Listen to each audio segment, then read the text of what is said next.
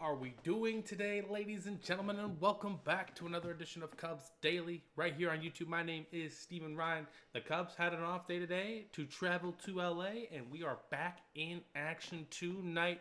I'll give you guys the Game 1 preview here later on in the video. We got some other news and notes, roster shakeups to get into. But before we get into all that, just want to say shout out to everyone who has tuned into the videos, like the video, subscribe to the channel, the whole 9 yards. I want you guys to comment down below. What are your lasting thoughts on the Kris Bryant trade? It's basically complete now. We're going to discuss that in the video, but I want to hear your guys' thoughts as well. So let's hop right into it. Yesterday, the Cubs acquired left-handed pitcher Tom Cosgrove from the Padres in a deal. I think it was just for cash consideration, so nothing too big.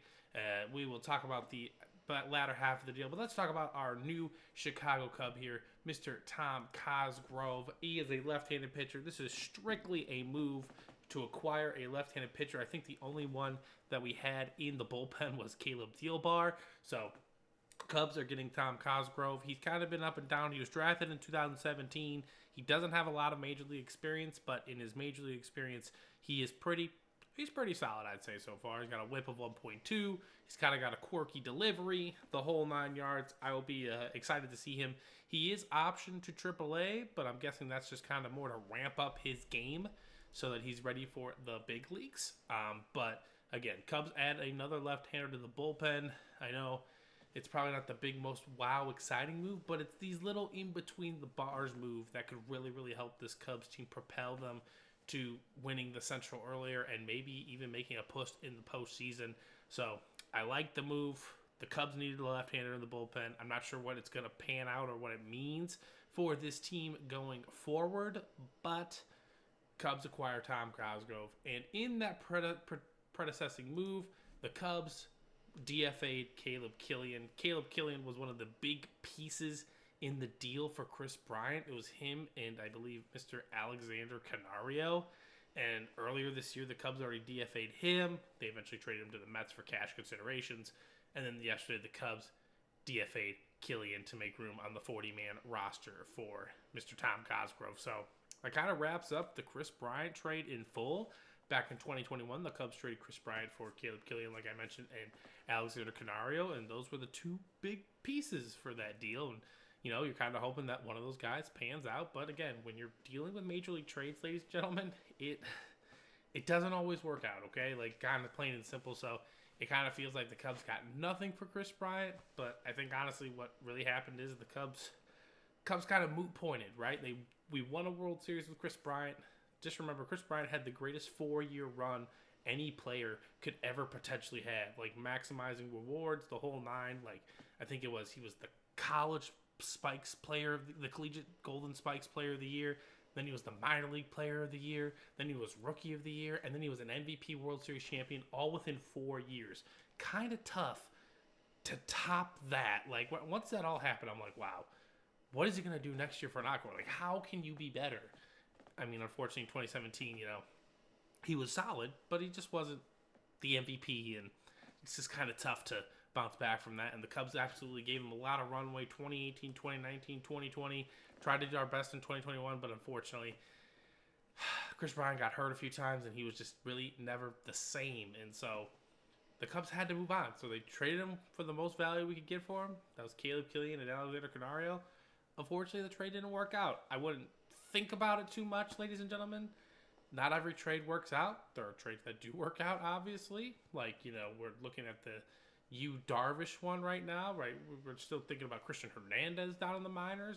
Cubs obviously traded Javi Baez for Pete Crow Armstrong. He's our starting center fielder, and there's a lot of potential there, a lot of electricity, a lot of juice from PCA. So I wouldn't think about it all too much, ladies and gentlemen. You never know what player is going to step in and be the key cog to a run. I mean, would you imagine that, 13 years ago, that Scott Feldman and Steve Clevenger would be the reason we got Pedro Strop and Jake Arrieta? No.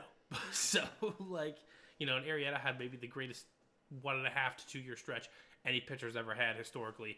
And Pedro Strop was, one of the better Cubs bullpen arms that we had for a 4 or 5 year stretch, which, again, bullpen arms are tough to come by. So I understand the move the Cubs made here. Every course runs its track.